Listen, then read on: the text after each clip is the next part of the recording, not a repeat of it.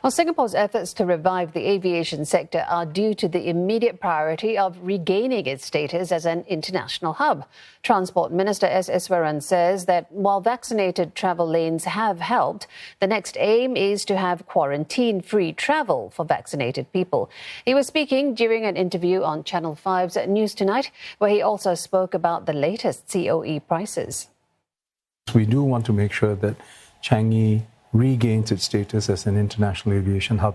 So the VTLs have been an important part of that process. It's part of this phase where we are trying to ramp up the volumes. But the important shift really will happen in the next phase when we can move from vaccinated travel lanes to quarantine-free travel for vaccinated travelers.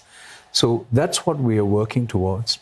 When and how we can do that is going to be a function of several factors, including the public health assessment, what's happening in Singapore, and also what's happening around the world. But as you can see, many countries are already moving in that direction because everyone is learning to live with COVID.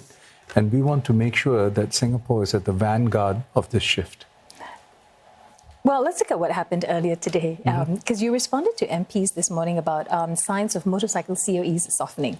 But the latest COE results, as we know, showed an increase in all categories, especially in the motorcycle category. How concerned should we be, especially with more mass market EVs set to be included, as you mentioned earlier there, in the smaller car category?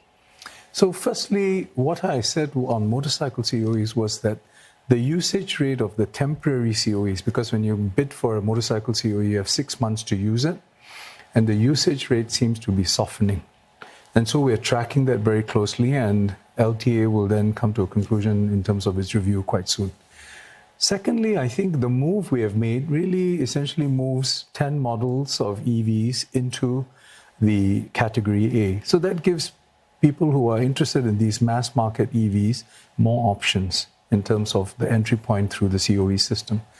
But I think more fundamentally, our COE system is a market-based allocation system.